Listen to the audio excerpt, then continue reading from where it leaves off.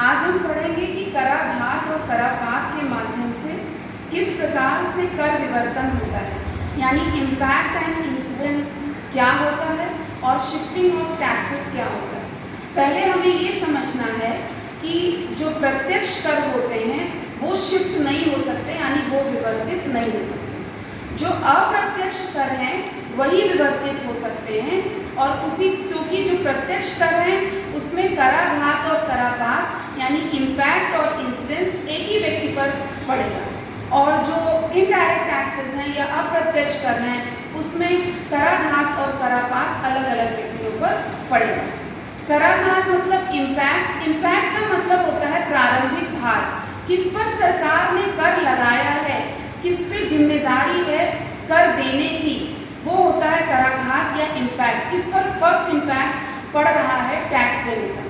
फिर दूसरी चीज हुई करापात यानी इंसिडेंस। इंसिडेंस होता है फाइनल बर्डन यानी अंतिम भार, जो मौद्रिक भार वहन कर रहा है, फाइनल बर्डन बियर कर रहा है, वो इंसिडेंस होता है।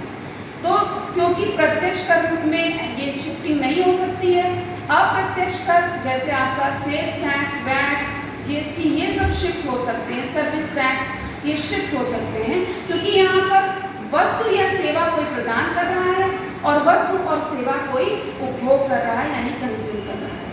तो इसलिए हम देखेंगे कि किस प्रकार से इम्पैक्ट एंड इंसिडेंट शिफ्ट होता है और कितना भार बायर पर पड़ता है यानी क्रेता पर पड़ता है, और कितना भार विक्रेता पर पड़ता है यानी सेलर पर पड़ता है। तो इसके लिए एक फॉर्मूला है यहाँ पर कि इलास्टिसिटी ऑफ सप्लाई और इलास्टिसिटी ऑफ डिमांड, यानी जो क्रेता और विक्रेता पर कितना भार पड़ेगा ये डिपेंड करेगा कि उस वस्तु की इलास्टिसिटी ऑफ सप्लाई यानी पूर्ति की लोच और मांग की लोच यानी इलास्टिसिटी ऑफ डिमांड कितनी है, वो कम या ज़्यादा होगी, उसी के अकॉर्डिंगली बर्डन ऑन बायर और बर्डन ऑन सेलर कम और ज़्यादा होगा। ये हम डायग्राम्स के माध्यम से समझाएंगे। पहले हम फॉर्मूला देखते हैं। तो फॉर्मूला है ES upon ED is equal to burden on buyer upon burden on seller is equal to upper segment upon lower segment. जब हम अपर सेगमेंट और लोअर सेगमेंट की बात करते हैं तो ये हम डायग्राम के लिए हमने लिखा है कि डायग्राम में जो ऊपरी हिस्सा होगा वो बर्डन ऑन बायर बताएगा और जो निचला हिस्सा होगा वो बर्डन ऑन सेलर बताएगा। तो हम देखते हैं कि कैसे। पहला डायग्राम ये है, तो इसमें इलास्टिसिटी ऑफ सप्लाई जो है, ये कर आपको पता है कि इलास्टिसिटी जो सप्लाई कर होता है वो ऊपर उठता हुआ होता है। यहाँ पे सप्लाई की इलास्टिसिटी 1, और यहाँ अगर हम टैक्स लगाएंगे तो टैक्स लगने पर क्योंकि लागत बढ़ जाती है तो सप्लाई को कम कर देता है विक्रेता, यानी सेलर जो है सप्लाई को कम कर देगा और प्राइस को बढ़ा देगा। ये वो दोनों चीज़ों को कर सकता है, यानी सप्लाई को कम करे और प्राइस को बढ़ाए, या वो एक चीज़ को भी कर सकता है, यानी कि वो सप्लाई को ही खाली बढ़ाए और कम करे और प्राइस को बढ़ाए। तो ये हम अलग अलग डायग्राम्स के माध्यम से देखेंगे कि कब वो दोनों चीज़ों को बढ़ाए घटाएगा और कब वो एक चीज़ को बढ़ाए घटाएगा। यहाँ पर ये पहला diagram elasticity of demand is equal to 1 है, तो यहाँ पर डिमांड और सप्लाई कर्व का स्लोप जो है वो बराबर है। जब टैक्स नहीं लगा है तो सप्लाई कर्व SS है और डिमांड कर्व ये DB है। तो जहाँ डिमांड और सप्लाई एक दूसरे को काटती है वहाँ पे इक्विलिब्रियम होता है। ये हुआ पहला इक्विलिब्रियम। इसके अकॉर्डिंगली प्राइस मूल्य ये हो गया और क्वांटिटी ये Q डिटरमिन हो गई। अब गवर्नमेंट ने टैक्स लगा दिया, जब टैक्स लगा दिया लागत बढ़ गई तो वो उसने अपनी सप्लाई को थोड़ा कम कर दिया सेलर ने। तो जब सप्लाई कम हो गई तो नया इक्विलिब्रियम यहाँ पर डिटरमिन हो रहा है। जब नए इक्विलिब्रियम सप्लाई डिमांड को यहाँ काट रहा है तो इससे यहाँ पर नया क्वांटिटी जो है Q1 हो जाएगी और प्राइस जो है वो P1 हो जाएगा। अब हमें ये देखना है कि ये जो दो सप्लाई कर्व्स के बीच की लंबी दूरी होती है, यानी vertical distance between the two supply curves is tax. दोनों सप्लाई कर्व्स के बीच की लंबी दूरी को हम कर कहते हैं। यहाँ पर जब हम डायग्राम में देख रहे हैं तो वो कर है। तो यहाँ पर कर की मात्रा कितनी है? RT।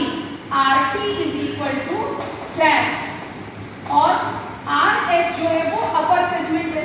तो यहाँ पर अपर सेगमेंट में नहीं कि बर्डन ऑन वायर, ऊपरी हिस्सा RS जो है वो अपर सेगमेंट है और वो बर्डन ऑन वायर बता रहा है। ST जो है लोअर सेगमेंट है और वो बर्डन ऑन सेलर बता रहा है। और यहाँ पर क्योंकि सप्लाई और डिमांड बराबर है तो इसलिए RS is equal to ST है।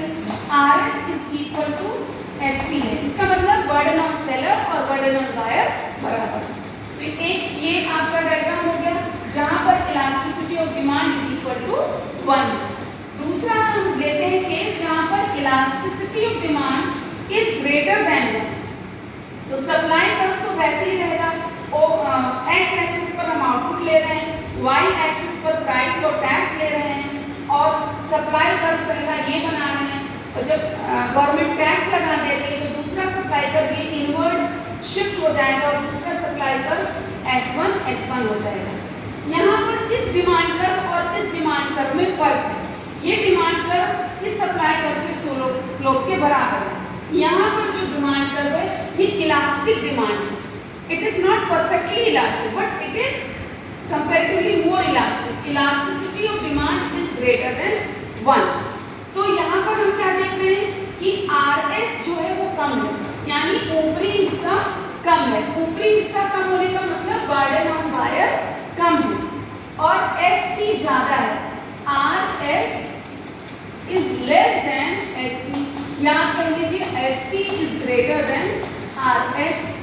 तो जब ST ज्यादा है यानी लोअर सेगमेंट ज्यादा है तो बर्डन ऑन सेलर ज्यादा होगा, और इसका मतलब ये इलास्टिसिटी ऑफ डिमांड ज्यादा है इसलिए बर्डन ऑन सेलर ज्यादा है और लोअर सेगमेंट ज्यादा है। क्योंकि डिमांड का जो फ्लैटर बनता है इसका मतलब इलास्टिसिटी ऑफ डिमांड जो है वो ज्यादा है। तो यहाँ पर RS is less than ST कह लीजिए आप, चाहे ST is greater then RS कहिए।